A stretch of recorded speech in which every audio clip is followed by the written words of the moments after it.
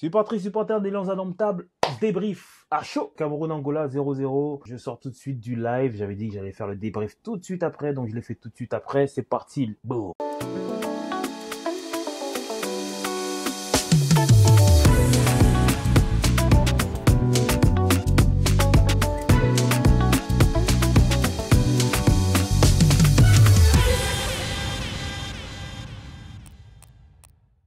Cameroun-Angola 0-0.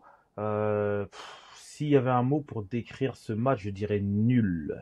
Sans envie, sans... on a une équipe du Cameroun qui était quand même dominante, mais pas dominante dangereuse. Dominante, donc tu as le ballon, mais est-ce que tu as le ballon tout simplement parce que tu es chez toi, parce que c'est toi qui dois gagner? Parce que l'Angola n'a rien à jouer. L'Angola, tout ce qu'ils veulent, eux, c'est sauver l'honneur devant leur peuple, dire que bon ben oui, on va pas en Coupe du Monde, oui, on va pas en barragiste, mais au moins on sauve les meubles.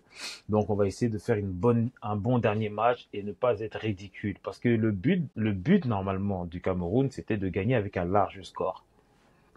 Les lois du football de la CAF ont été en notre faveur, donc ça nous a fait passer, comme je l'avais dit, de la 5e à la 2e place. Mais il fallait quand même qu'on gagne, histoire de dire au Cap-Vert que oui, vous allez en Coupe du Monde, mais bon, ça s'est joué un peu. Aujourd'hui, à l'heure qu'on parle, le Cap-Vert est qualifié en Coupe du Monde, bravo à eux. Mais ils ne sont pas qualifiés à la Coupe du Monde avec le même nombre de points que nous, et ils sont passés au goal average. Ils ne sont pas passés à 1 point, ils sont passés avec 4 points de plus que nous. 4 points de plus que nous. Dans un groupe comme celui-ci, le Cap-Vert est premier et sans conteste. C'est-à-dire qu'ils ont 4 points de plus que nous. Il aurait fallu que, mettons là, il reste encore 2 matchs à jouer. Il aurait fallu qu'ils fassent match. En fait, ils ont 4 points de plus que nous. Je ne sais même pas si on se rend compte. Ils sont loin devant nous. Loin, ils sont à plus d'une victoire de nous. Donc moi, ok, d'accord, oui, on n'a pas beaucoup. Oui, c'est une seule défaite, Mark Bryce. Oui, on peut dire tout ce que vous voulez, mais c'est pas bon. Et là, on part au barrage. Le barrage, c'est le 13 et le 16 novembre prochain. Ça va se jouer au Maroc. Normalement, si tout se passe comme ça devrait se passer, on va rencontrer la République démocratique du Congo. Voilà. Mais un Cameroun de cette qualité face à la RDC, moi je sais pas. On peut parler des joueurs, les gars, mais pour moi, ils ont tous été très en dessous. Alors moi, j'ai bien aimé Zambo Anguissa, j'ai bien aimé Naguida. Nkoudou aussi a été... voilà. Je ne veux pas parler de la défense, parce que la défense n'a pas eu grand-chose à faire. Onana s'est illustré dans de beaux arrêts.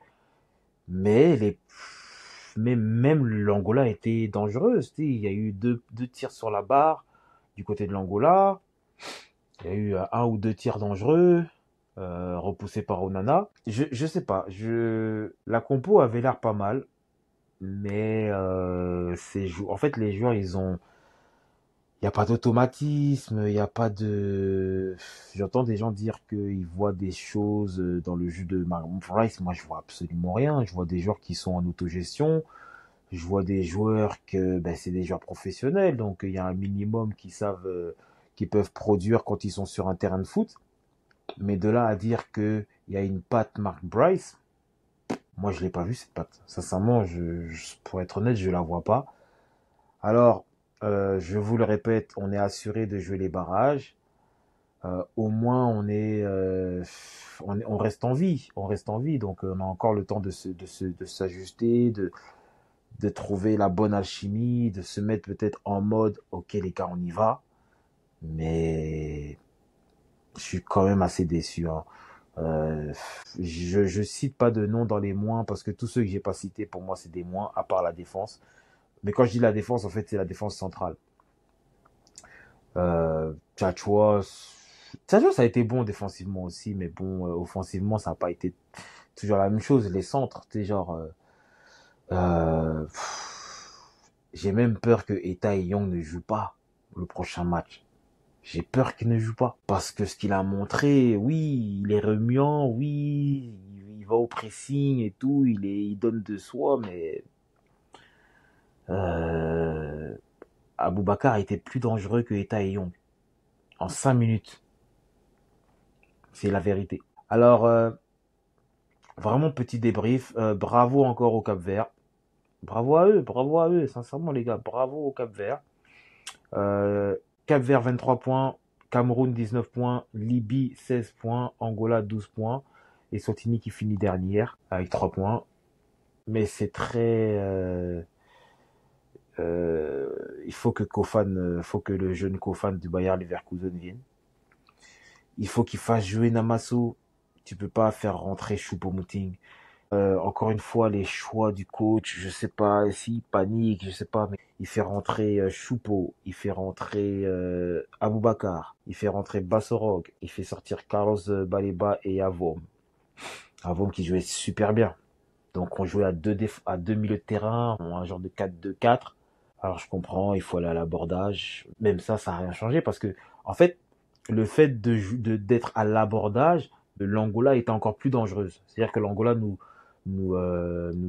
battait dans les transitions. Il y avait quelques contre-attaques qui ont été soit mal négociées, soit manque de chance, voilà, ou sinon Onana arrive à faire un arrêt. Le dernier corner, c'est l'Angola qui l'a. Donc même comme ça où tu dis que on est au pays, il y a ça aussi, il y avait personne au stade, il y avait personne au stade. C'est-à-dire que c'est comme si même le peuple camerounais veut faire passer un message, je sais pas, que oui, il y a les élections, on a des vrais problèmes. La seule chose qui pouvait faire sortir le Camerounais de son quotidien morose, le football, et ben même ça, ça nous intéresse pas. Même ça, on vient pas. Heureusement même qu'ils sont pas venus pour voir ça. En fait, je veux juste que on fait pas de la politique, hein, on fait vraiment pas de la politique, mais on connaît l'état du pays en ce moment. Toi, t'es un joueur de foot, t'as rien à voir avec la politique, absolument rien. Mais t'as l'occasion, des fois, le temps pendant 90 minutes, de apporter un peu de joie, apporter, genre, juste faire un peu sortir les gens de leur quotidien et tout. Et tu montres ça. Tu montres ça, là. Cameroun, Angola. Tu montres ça, là. Avec tous les enjeux qui vont avec. Le fait une qualification en Coupe du Monde, tu vois. Et tu montres ça. Donc, écoutez, je suis vraiment très déçu de ce qu'ils ont montré. Vraiment, mais et je n'exagère même pas. Je suis vraiment très déçu. Je pense que je suis encore plus déçu que contre les Swatini. Parce que contre les Swatini, c'est à l'extérieur, on savait ce qui s'était passé, ils sont arrivés la veille et tout. Mais là, il n'y a aucune excuse. Alors, oui, il y a une petite excuse. Le terrain était catastrophique. Mais ça rentre un peu dans tout ça. C'est-à-dire que on ne se respecte même plus nous-mêmes. En fait, on s'en fout. En fait, les joueurs s'en foutent. Les personnes qui sont dans des responsabilités s'en foutent. Et le peuple s'en fout. En tout cas, je vais m'arrêter là parce que je suis à chaud, donc peut-être que je vais dire des choses que je vais regretter plus tard. Donc je préfère m'arrêter là.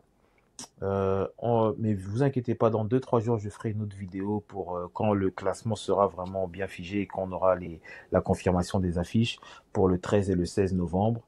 Ça va se jouer encore une fois au Maroc.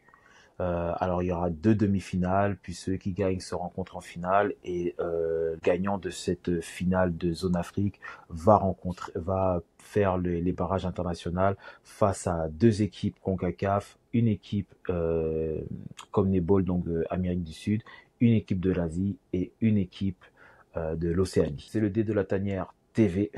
On est ensemble. Allez, ciao.